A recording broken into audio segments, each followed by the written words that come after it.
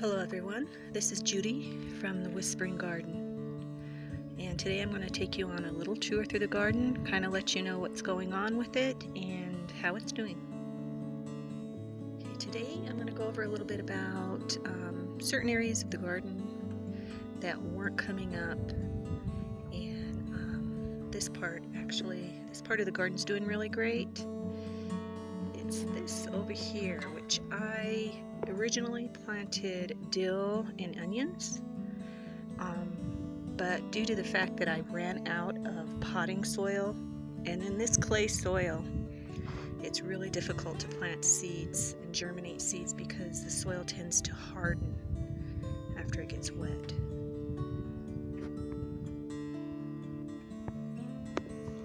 So what I did in this area was I planted some summer squash, I planted some zucchini, and I call them pumpkin zucchini. I'm sure it has a different name, but they get round like a pumpkin, and it is green zucchini.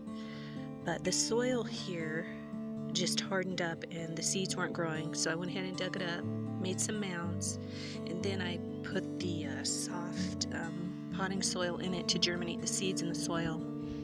And then when the seeds germinate and they get strong enough, well, they're going to grow into this clay soil. But you're going to need to give it a lot of maybe some fertilizer. I use table scraps, as you've seen, but I'll show you the difference in the soil texture here if I can. Okay, like when it's wet,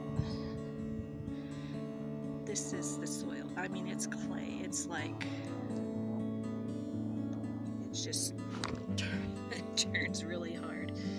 And to soften it up over the years, you're probably going to need to add wood chips, sawdust, different kinds of compost, fertilizers. But if all you have is clay, this is all you have, this stuff, which you can like make little animals out of it. You're gonna need to add stuff, but you can work with it. And this is how I work with it. This part over here has never had any compost, so this is going to be a tough area to break into, but you do it year by year by adding composts and different materials.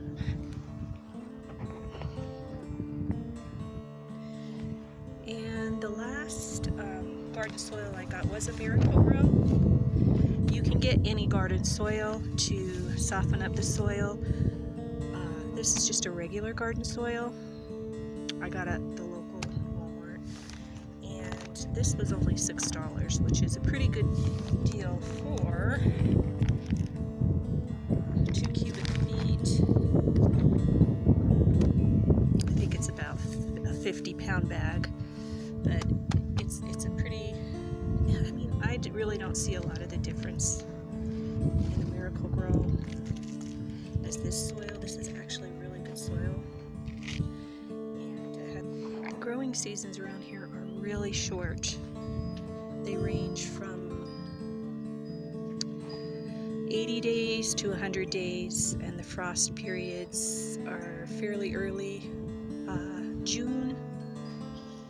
Around June 5th is the best time to plant here, and the first frost usually happens around September, around the beginning of September, the first week in September, the first or second week. So you have to improvise with, which I do. I use these row cutters. And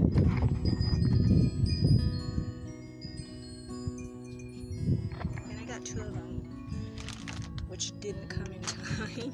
Found out they'd canceled the order because the first order I had ordered was damaged, and had to cover everything up with sheets. And in a pinch, you can use sheets or any kind of fabric to cover your plants for the night if a frost is moving in. And these are the pumpkins that I planted, and they're coming up really well. And I did direct sow these, so I put the seeds directly in the ground. I didn't germinate these inside. And this is actually the best way to germinate your seeds, in my opinion. The soil that I used, it was the Miracle-Gro potting soil to germinate the seeds in.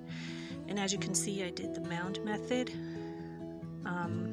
with the little moat or this little gully that I have around. So when I do start watering them in the beginning, this holds the water. When they get big, I have this area around it where I direct irrigate when the plants are a lot bigger. So this has always worked for me in the past, and I get a really nice harvest out of all of these vegetables here by doing it this way. And as I did with the tomato plants, which are coming up really well and are doing great, I actually planted these from seeds in the house and grew them in the windowsill, brought them out, hardened them off, and then as you can see, these are the tomato plants from sowing inside and then bringing them out. And they're doing wonderfully. There's no disease that I can see. This year, I don't see any pests. I don't even see any grasshoppers this year. Maybe a few here and there. The concerning thing for me is not seeing any bees. So, I've seen a few here and there, but as the season moves on a little bit, I'll be able to tell a little bit more.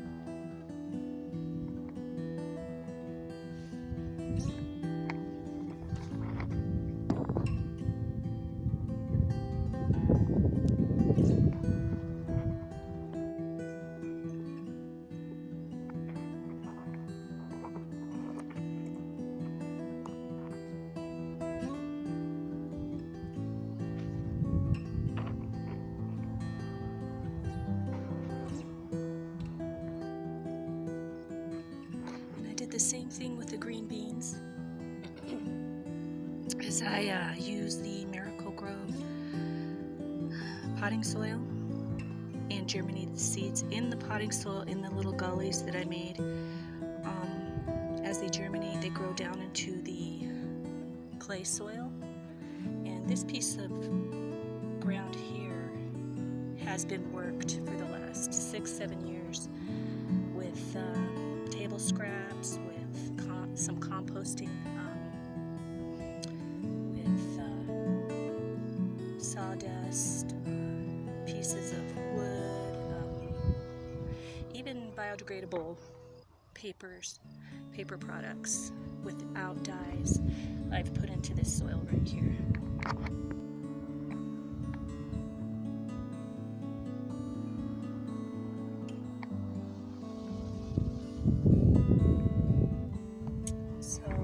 Here I've got my yellow squash, and usually I plant up to 3 to 4 seeds per mound to see which ones germinate. If more than one germinates, I always try to save the other plant if possible, which I'll possibly do with these yellow summer squash.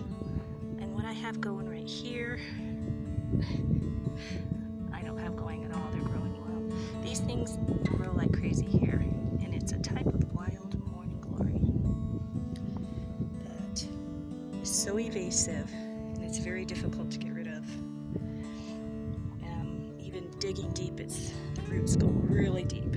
These things are everywhere here. I just deal with them. I just pull them the best I can. And as the summer rolls on and they get out of control, I just kind of let them go. Unless they're strangling your plant because they are climbing vines, I don't worry about it too much. It's going to happen. It's just one of those things I deal with, and really I don't concern too much about them. They can strangle your plants though if you don't pull them back.